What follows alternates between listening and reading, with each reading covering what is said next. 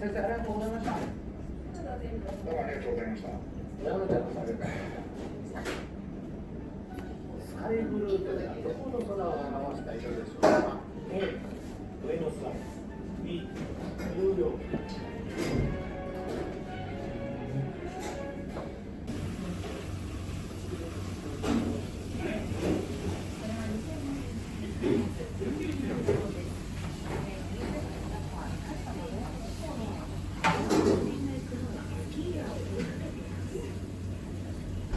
そうですね。お子さんもちょっとお待ちください。はい。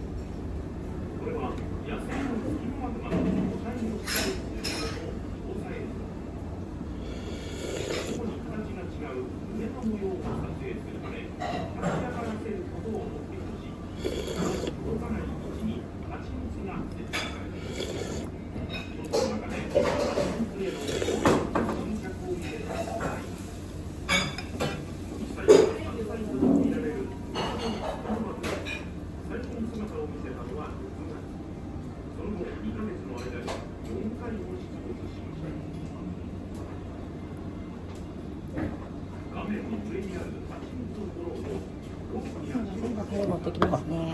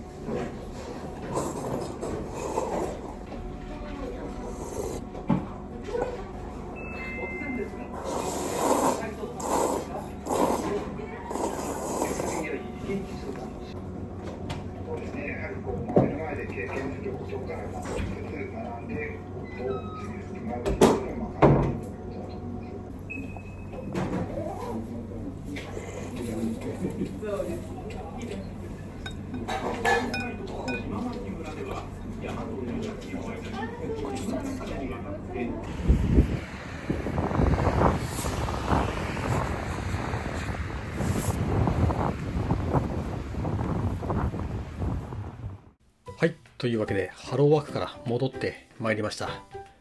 ついにこの日がやってきました。ここまでの道のり非常に長かったです。過去のこちらの動画で、ご案内した内容というのは失業給付を受けるための説明会を受けてきたという内容となってます。ハローワークにて、失業保険、失業給付を受けるにはまず申請する、そして次に説明会を受ける。で、説明会を受けるというのがこちらの動画となってます。で、その後、私の場合は2回の認定日を受けて、その後念願の失業保険をゲットできるという流れとなってます。会社を辞める上で大事になるのが、自己都合による退職なのか、会社都合による退職なのかです。で、私の場合、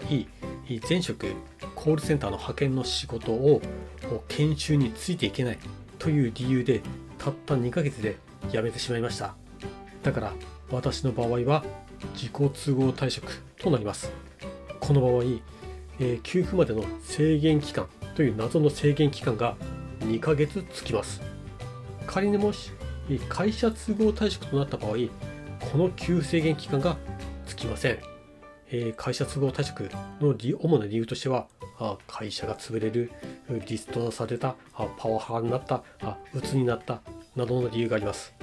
もし今現在会社を辞めようかどうしようか悩んでいる方がもしいましたら、会社都合になるか自己都合になるかよく吟味してから判断されてみてはいかがでしょうか。ということで、私は残念ながら自己都合で勝手に辞めてしまったために、謎のこの給付制限期間2ヶ月があったために、ようやくその制限期間が終えて、今日2回目の認定日を受けてきたというわけであります。そしてこの後約1週間後に念願の第1回目となる失業給付金がゲットできるということになります。約1週間後に振り込まれる私の第1回目の失業手当の金額を発表したいと思います。もう書類で金額が分かってます。それでは発表します。その金額は83,152円でございます。正直こんなもんでしょう。というのが、ここで大事になってくるのが、私のその失業給付の日数は全部で90日です。なので今後失業手当をもしもらう方がいましたら、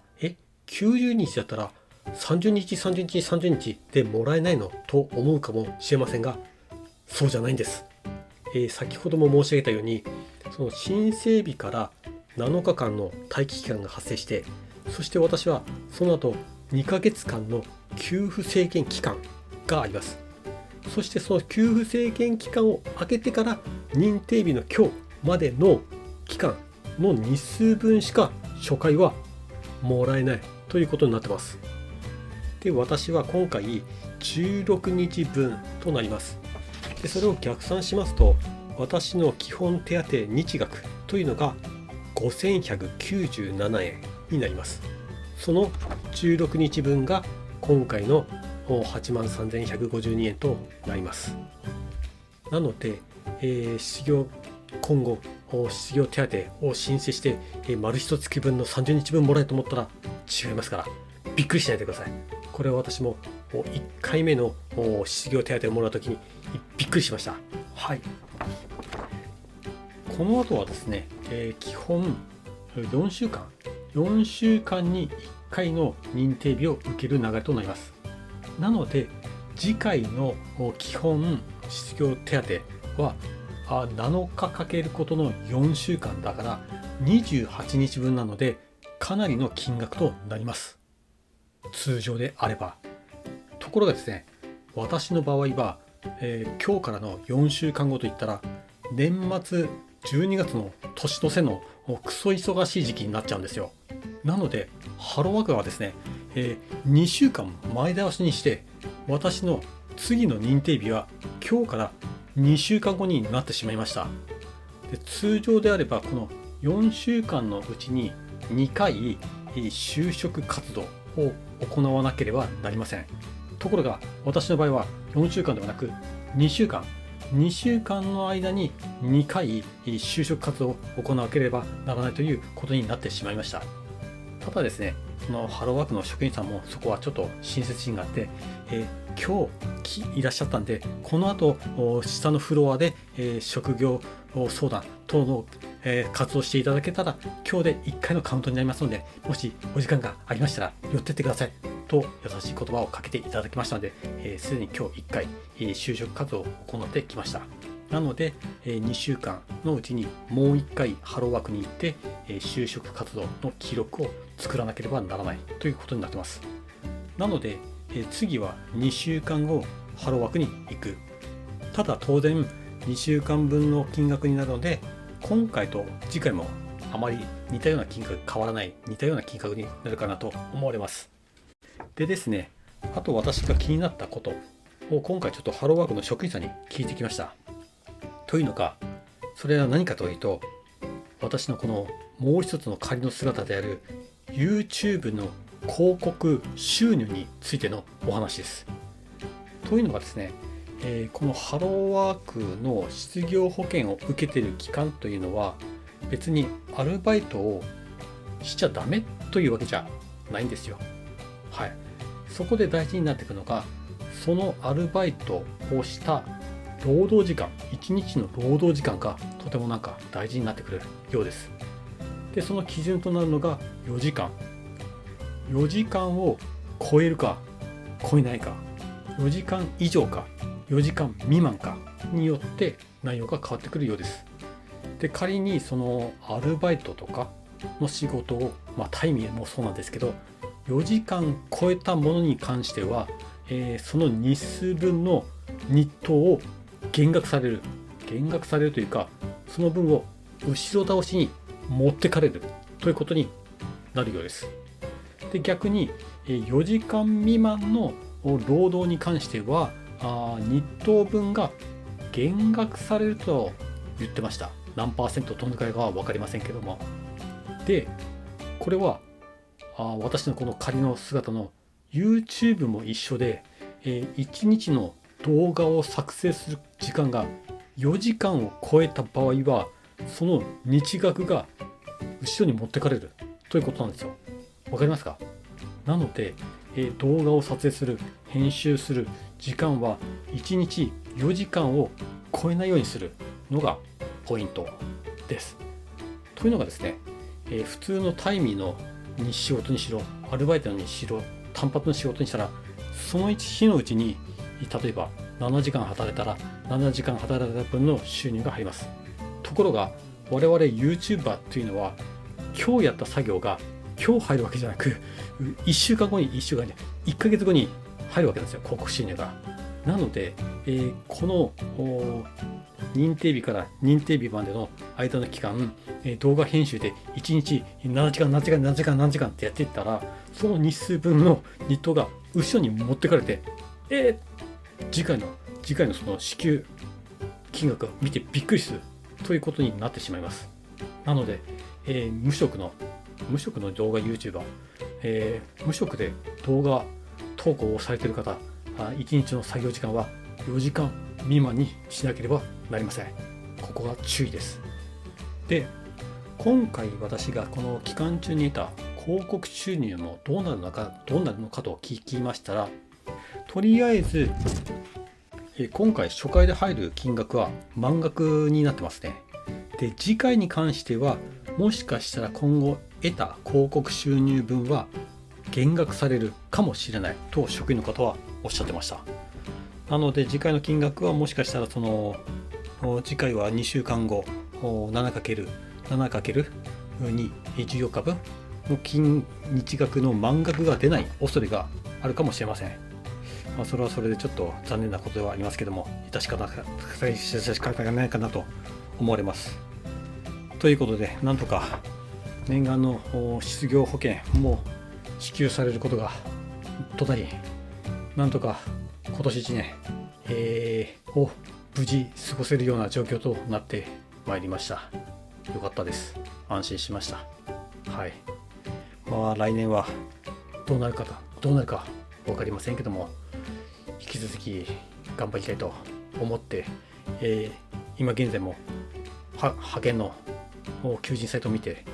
毎日過ごしている状況でございます。ということで、本日の動画は以上です。